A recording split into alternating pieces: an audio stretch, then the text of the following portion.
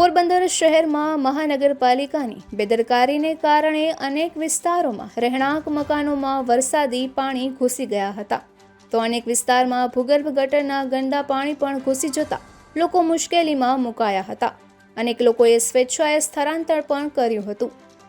પોરબંદર શહેરમાં ગઈકાલ 10 ઇંચ વરસાદ ખાબકી ગયો હતો, જેને કારણે શહેરના મોટાભાગના વિસ્તારોમાં વરસાદી પાણી ભરાઈ ગયા હતા અને તેનો નિકાલ થતો ન હોવાથી બોખીરા, પરેશનગર, મીરાનગર, છાયારણ સહિત અનેક વિસ્તારમાં લોકોના ઘરની અંદર પાણી ઘૂસી ગયા હતા, જેને કારણે લોકોની ઘરવખરીને પણ વ્યાપક નુકસાન થયું હતું.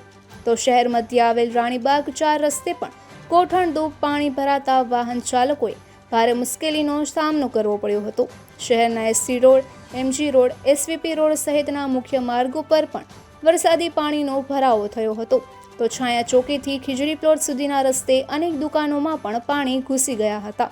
વરસાદી પાણી ઘરોમાં ભરાવાને કારણે અનેક લોકોએ સ્વેચ્છાએ નજીકના સ્વજનોને ત્યાં સ્થળાંતર કર્યું હતું. વધુ કફોડી સ્થિતિ ત્યારે થઈ જ્યારે ભૂગર્ભ ગટરના પાણી ગટરમાંથી પરત આવે લોકોના ઘરોમાં ઘૂસ્યા હતા.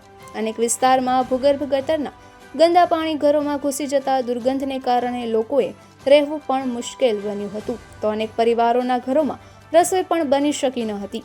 ગટરના ગંદા પાણીને કારણે રોગચાળો ફેલાવાની પણ ભીતિ સેવાઈ રહી છે.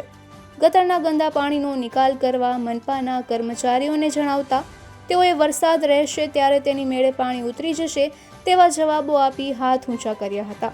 ગટરના કામમાં બેદરકારી અને ભ્રષ્ટાચારના ફર અત્યારે શહેરીજનોએ ભોગવવા પડતા લોકોમાં ભારે આક્રોશ જોવા મળતો હતો.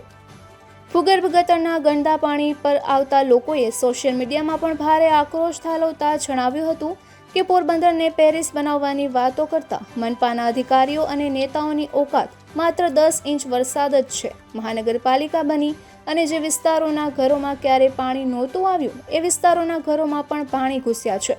ઘોડી વિનાની મહાનગરપાલિકા અધિકારીઓ 24 કલાકના વરસાદ બાદ કોઈ આયોજન પણ કરી રહ્યા નથી. અનેક વિસ્તારમાં બાથરૂમમાંથી પણ પાણી બેક મારી રહ્યા છે અને ગંદી ગટરોમાં ફેલાઈ રહી છે, જેથી રહેવું પણ મુશ્કેલ બન્યું છે. નરસણ ટેકરી વિસ્તારના રાજીવનગર, મીરાનગર વગેરે વિસ્તારોમાં પણ આ વખતે ગયા વર્ષની જેમ પણ શેરીમાં અને ઘરોમાં વરસાદી પાણી ઘૂસી ગયું છે. આ વખતે 10 ઇંચ વરસાદમાં જ આ હાલત છે.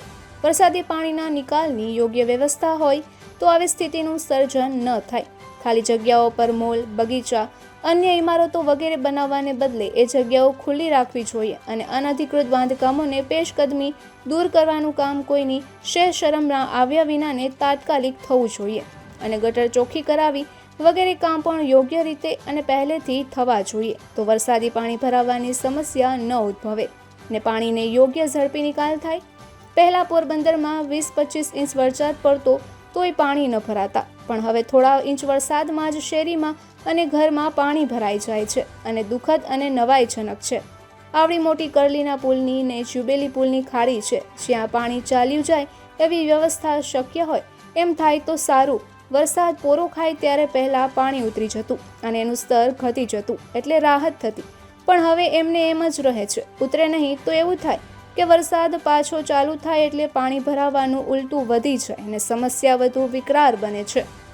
વરસાદી પાણીના નિકાલનું યોગ્ય આયોજન કે કામ જરૂરી જ નહીં, અનિવાર્ય છે. જે આ કામ યુદ્ધના ધોરણે ને આ સમસ્યાનો કાયમી ઉકેલ આવે એમ થવું જોઈએ. મુખ્યમંત્રીના કાર્યક્રમ પાછળ કરોડો ખર્ચવાને બદલે માત્ર લાખોની રકમ વરસાદી પાણીના નિકાલ માટે ખર્ચી હોય તો પણ થોડા અંશે લોકોને રાહત મળી હોત તેવું પણ શહેરીજનો રોષભેર જણાવી રહ્યા છે.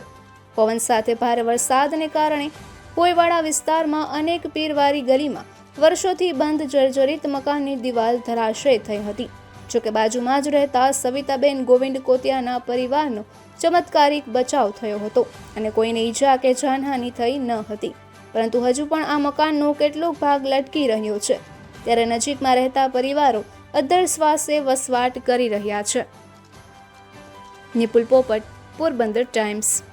પેલા નામ નાગા કડછા બોલું. હા, આમાં ક્યાંય પાણીનો નિકાલ છે નથી, બરોબર. કોઠી પાણીમાં 80 રૂપિયા દેતા અહીં છાયા ચોકી કોઈ રિક્ષાવાળો આવતો નથી.